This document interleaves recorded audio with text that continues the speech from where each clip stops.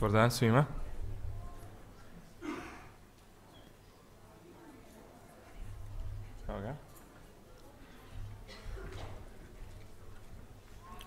Ja sam Vuk iz kompanije Cargo. Koliko od vas je čulo za Cargo aplikaciju? Možda jedan. Wow! Idemo marketing, idemo taksisti, šalim se. Da sam ovo pitao pre 2 meseca, bilo bi 2-3, šalim se. Drago mi je da sam danas ovde i hvala na pozivu organizatorima. Ja mislim da će današnja tema biti interesantna ljudima koji možda imaju neki svoj biznis i ljudima koji razmišljaju da nešto možda prodaju online. Mi ćemo danas pričati i bit će neka pitanja, siguran sam, vezano za temu šta to znači imati jednu aplikaciju, kako to sve funkcioniše, kako je potekla cela priča i kako smo postali, recimo, najmoderniji portal, to volimo da kažemo, za kupovinu nečega na internetu u Srbiji. Pa da krenemo, šta kažete? Cargo, inače zanimljivo ime, možda će da asocira nešto drugo, ali eto, smislila ga moja majka, onako u nekom momentu inspiracije. Nije lako biti preduzetnik u Srbiji. Nije lako zato što, mnogo bi mi lakše bilo da imam onaj jedan mikrofon, može? Da se ne naginjam ovde malo, ako možete da mi, običan jedan ovaj, da.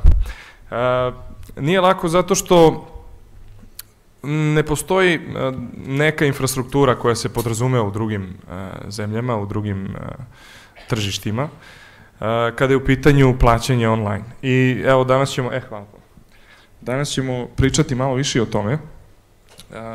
Evo, za početak, kako smo mi počeli? Ideja mi je pala na pamet da napravimo aplikaciju poput nekih na zapadu, koje funkcionišu i koje sam ja izvesno probao kad sam bio u Americi i kako sam se oduševio i rekao, neću više nikada koristim taksi ako mi je ovo omogućeno svugde u svetu.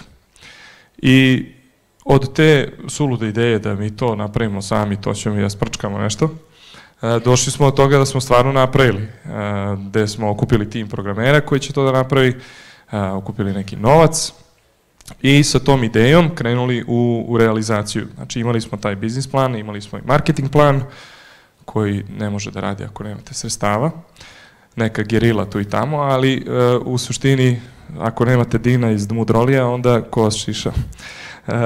I okupili smo tim koji razvija softvere, aplikacije, iako je bilo teško doći do tih ljudi, zato što rade za 100 evra na sat za Amerikance i onda treba nešto da se sažale ovde i da nam naprave za domaće tržište. Naravno, puno posla, puno rada i truda je uloženo, vremena u razvoj ne samo aplikacije, već i samog biznisa i obuke ljudi na ulici, znači ljudi koji se bave prevozom, sve to povezati sa advokatima, napraviti infrastrukturu koja će da izdrži jedan ozbiljan napad od strane taksi lobija do sada. Radimo i dalje sve po zakonu, ali zakonu o turizmu, a ne zakonu o saobraćaju. I povezujemo, znači, limo servis, iznajmljamo vozilo sa vozačem na minut, ukoliko je neko od vas to interesantno, kroz aplikaciju, tako što imamo digitalni ugovor sa krajnjim korisnikom. I naravno, kao i mnogi drugi startupi, na početku je uvek teško, tako da smo sa naših, recimo, prvih 1000 korisnika, oni su nam služili ujedno kao i neki beta testeri, jer su bili ti early adopteri, kako se ovde kod nas popularno kaže. Dosta su nam pomogli sa tim feedbackom i to nam je značilo da unapredimo i samu aplikaciju i posle podršku kako bi uvek obezbedili jedno dobro korisničko iskustvo. Sve vreme nam je to neki primaran cilj da korisnici, pošto je usluga takva da se koristi jednom ili više puta u toku dana ili nedelje, dakle ne prodajemo frižidere i zamrzivače jednom u 5 godina pa istegne garancija i onda odete i kupite novi, nego smo tu konstantno i taj posao ima dosta ljudskog faktora i to smo morali da iskontrolišemo i konstantno i dalje to radimo, A naravno to postaje sve veći izazov kada imate ljude koji su na ulici i odrađuju svoj deo posla.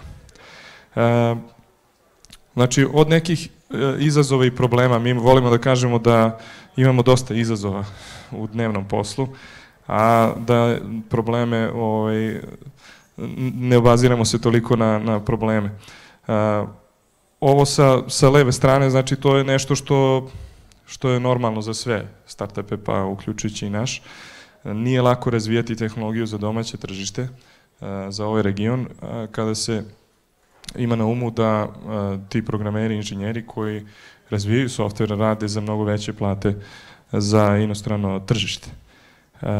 Takođe, pre 3 godine kada smo počeli, nije postojalo pravi ekosistem, pravo startup okruženje kao što je to danas.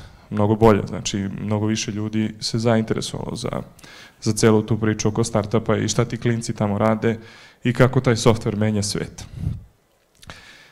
Naravno, kultura investitora, to je nešto što takođe nije postojalo u velikoj meri pre 3 godine u Beogradu, u Srbiji. Danas je opet nešto bolje, ima nešto više institucionalnih investitora, ali to je definitivno jedan od izazova kako doći do finansiranja u ranom startu. Imali smo, znači, najveći izazov kako da korisnik kupi nešto na internetu, znači pričamo o 2015. godina u Srbiji, e-commerce koji se zasniva na to da kliknete i nešto vam donese poštar i vi njemu keš, on vama paket. Mi smo hteli da od prvog dana nešto naplatimo, to je taj naš voucher za vožnju, i da korisnik odmah može to da iskoristi. Znači da ne zavisi od platnog prometa koji je, ne znam, 5-6 puta dnevno i ne radi vikendom, nema uplatnice, da nam uplatite na uplatnicu pa mi čekamo clearing da vidimo novac i onda dobijete kredit, to nismo hteli da radimo. I završili smo na sudu sa Narodnom bankom Srbije. Zašto? Njihovo mišljenje je bilo da nije dozvoljeno PayPal koristiti između rezidenata u domaćem platnom prometu, jer su oni strana institucija za procesiranje novca.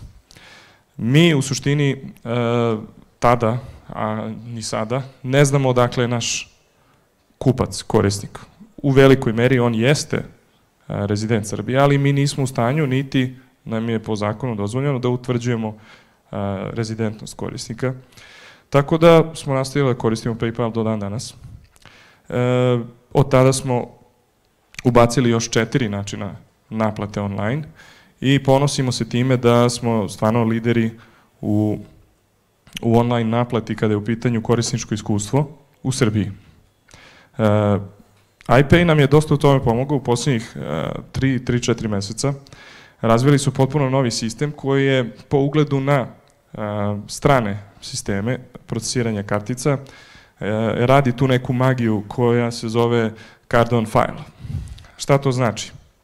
To znači da se kartica ukucava jednom u neki sistem i ona ostane tu negde upamćena. Znači to suštinski gledano, tehnički gledano, nije nikakva novost. Znači nisu ni oni otkrili rupu na saksiji. To je nešto što postoji u svetu 10 godina, ja bih rekao, ako ne i više. I nešto što je mnogim merčantima obezbedilo put ka bržoj transakciji, ka bržem putu korisnika da postane kupac, da se tako prosto izrazimo. Ovo su neki screenshotovi u našoj aplikaciji koju, ako niste preuzeli, imate savršenu priliku. Kako se dodaje kartica kod nas u sistemu? Bukvalno u 2 klika možete da dođete do ekrana gde se upisuje kartica i naravno te podatke o kartici ne čujemo mi, to je stranica zapravo procesora kartice i ona ostane, ta kartica ostane ubeležena na njihovom sistemu i sistemu banke sa kojom mi kasnije razmenjujemo tokene. Sad, da vas ne bi zamarao tehničkim stvarima, ali ukratko kako to izgleda. Jednom dodate karticu, upišete te podatke i ona ostane samo vidljiva, ako vidite u ovoj slici levo, vidljiva zadnje 4 broja.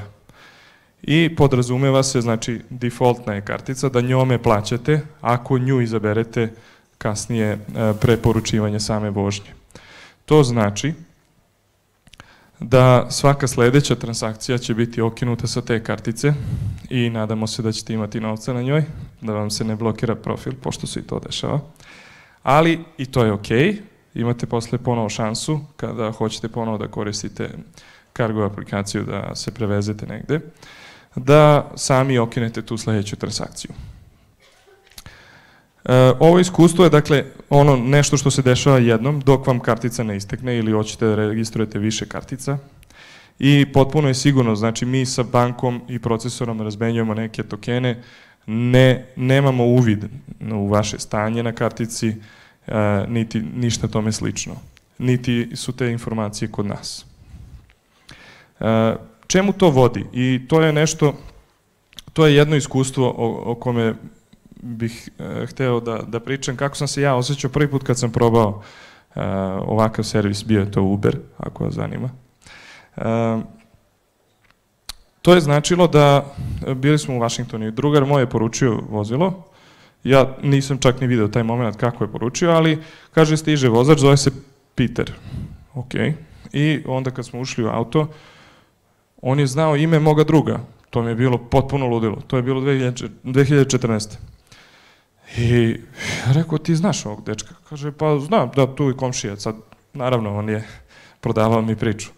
I na kraju, kada smo, završila se vožnja, mi smo svi izašli iz auta, nas troje, i meni je bilo čudno kako nije čoveka platio. I on je rekao, ništa ne brini, i onda mi je pokazao telefon. I u tom trenutku se desila transakcija i ja sam bio, mesmerized, što kažu drugari. I to iskustvo sam želeo da podelim sa svima i da ga napravimo da radi isto i ovde kod nas. I mi to jesmo uradili, doduše ne sa tim procesiranjem kartica 2015. već sa PayPalom, gde čovek jednostavno poruči vožnju, zna koliko će da ga košta otprilike unapred i na kraju vožnje jednostavno izađe. Znači nemate osjećaj transakcije. To je nešto što je dokazano psihološki da utiče na bolju prodaju, bolju konverziju kod prodavaca, to jest merčanata koji imaju ovakav sistem.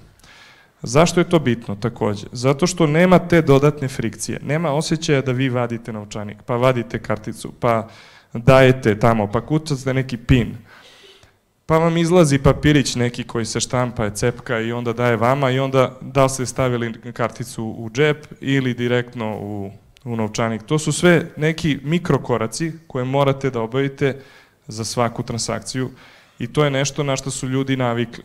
Međutim, sa ovim, kada se čovjek oslobodi tog osjećanja, mi igramo jedan mali trik sa našim korisnicima i to slobodno preporučujem da uradite i vi. Nema tog osjećaja transakcije. Ušli ste, izašli ste, happy ste zato što ste stigli, uglavnom na vreme. I jednostavno vam je posle iskustvo kada treba sledeći put da poručite to nešto. Sad, u našem slučaju to je vožnja, ali u slučaju prodavaca knjiga, na primjer, to je kupovina isto u 2 klika. Neki od vas su sigurno koristili strane web sajtove za kupovinu aviokarata. To je nešto što je standardno na takvim web sajtovima, ne još u Srbiji, to jest Air Srbiji, ali nadamo se da će se to uskoro promeniti. I naravno, bitno je da korisnik ne mora puno da razmišlja, da li se nešto desilo sa transakcijom, da koliko je naplaćeno, da jednostavno taj deo oslobodimo korisnika da može da se osloni na nas kao partnera za mobilnost. Znači, u ovom našem segmentu što mi radimo, nama je to ključ i okosnica, da imamo jednostavno korisničko iskustvo. Ovde su samo 2 primera kako to rade veliki i najbolji igrači u svetu. Amazon, ja mislim da ovo ima bar 10-ak godina, gde je omogućio, znači oni su jedni od prvih koji su računali i sekunde i klikove svih njihovih korisnika, a tada je već bio milionski auditorijum. I došli su do toga da im treba mnogo jednostavnije rešenje i taj sistem sa unapred registrovanom karticom. Tako da kada nešto stavite u shopping basket, možete ga kupiti jednim klikom i samim tim biti žrtva ove impulsivne kupovine. Jer ste tako u mogućnosti, za ne. Isto to je slučaj i sa AliExpressom, koji takođe u aplikaciji nudi jedno tako iskustvo. To je po meni ključ za konverziju u 2 klika. Trenutno u Srbiji postoji samo jedan sistem koji se time bavi. Ja se nadam da će ih biti više kako bi merčanti, to jest prodavci, imali više opcija i samim tim dobili bolju ponudu, gde ne morate da potpisujete ugovor sa bankom i da popunjavate njihove formulare. Jednostavno možete da se povežete na procesora plaćanja i vi ste tu priču završili. Ako ima prodavaca ili ljudi koji bi prodavali nešto online, mi dobijamo upite jednom nedeljno prilike kako smo rešili ovo plaćanje. Nisam spomenuo, mi smo ovo radili sa stranom firmom, imamo firmu u Londonu, bili smo primorani da ovakav sistem ponudimo i ponudili smo ga preko strane firme i stranog procesora i to je radilo, ja mislim, skoro godinu dana. Dok nismo prešli na domaćeg i uštedeli brdo novca po transakciji, zato što je mnogo povoljnije to raditi lokalno. Konačno se ta lokalna opcija otvorila i trenutno od ovih 5 načina naplate koje imamo u aplikaciji, naplata karticom je znatno dominantna i računa se na nekih 80% od svih transakcija, gde je PayPal, iako smo bili najveći merčanti PayPala u Srbiji i Payoneera, Payoneer više ne koristimo, a PayPal smo ostavili, eto, zbog neke stare slave i sećanja na prve naše dane prodaje. Ukoliko imate pitanja, evo ja sam tu, da odgovorim ako ima neki specifičan slučaj vezano za nekoga ko nešto već prodaje online ili offline, ali bih hteo da prodaje online. Meni je bitno da znam gde su vam klijenti, kolika je transakcija i koliko često se dešava transakcija sa jednim korisnikom. Da bi mogu da vam kažem kakav sistem bi vam unapredio prodaju. Imamo jedno pitanje za sada. Evo samo jedno pre tebe. Dobar dan, moje ime je Jovana. Htela bih da vas pitam, da li planirate da proširite mrežu na druge gradove u Srbiji kojima smatram da ste neophodni? Aha, hvala. Da, planiramo. Plan je da cargo servis ponudimo u Novom Sadu do kraja godine. Možda će biti i neko iznenađenje pa stignemo i ranije. Takođe u Nišu, kao neki strateški naši ciljevi, ta 2 grada smo izabrali zato što postoji velika IT zajednica, a to su nam uglavnom prvi korisnici, jer vape za ovakvom tehnologijom, šalim se. Ali definitivno postoji prostor i Srbija nije malo tržište kao što mnogi misle. U Beogradu ima oko 40.000 vožnji dnevno i mi mislimo da to tržište može da porasti na 100.000 u narednih 2 do 3 godine, ukoliko je cena pravilno određena i ukoliko radimo na tome zajedno da se promeni navika ljudi, da na klik dobiju i tu vožnju, ili u 2 klika. Bilo je još jedno pitanje, gospođicu. Dobar dan, moje ime je Nina. Mene zanima za koliko procenata vam je porastao broj potrošača nakon štrajka taksista? To je sjajno pitanje. Aleksandre, smijem da pričam. Porastao nam je procentualno oko 300%. Znači, bum, postali smo profitabilni, hvala. Da. Pa, mislim, nije da se nadamo još jednom štrajku, ali u suštini znači, neverovatna je ta medijska podrška. Mislim, mi smo samo bili smo pozvani od strane medija, nismo ništa od te kampanje platili i dobro nam je došla, ne mogu da kažem, jer je mnogo više ljudi čulo za nas, da neku konfuziju mi tu stvaramo i da se sad brdo nekih ljudi buni i blokira ceo grad zbog nas. ispade da je zbog nas. U stvari, oni su imali i druge neke svoje zahteve. Nadam se da je to pozitivna stvar na kraju za krajnje korisnike i nadam se da će država prepoznati potencijal ovoga što mi radimo, jer donosimo digitalizaciju u jednom sektoru koji je poznat po sivoj ekonomiji i to radimo na najbolji mogući način sa domaćim resursima i sa domaćim procesorom kartica, gde stvarno stavljamo primer drugim ljudima kako bi trebali oni da postave svoj e-commerce. Ima još jedno pitanje. Još jedno pitanje i to je to. Biće posle tamo. Dobar dan, Goran Zarić, Propulsion.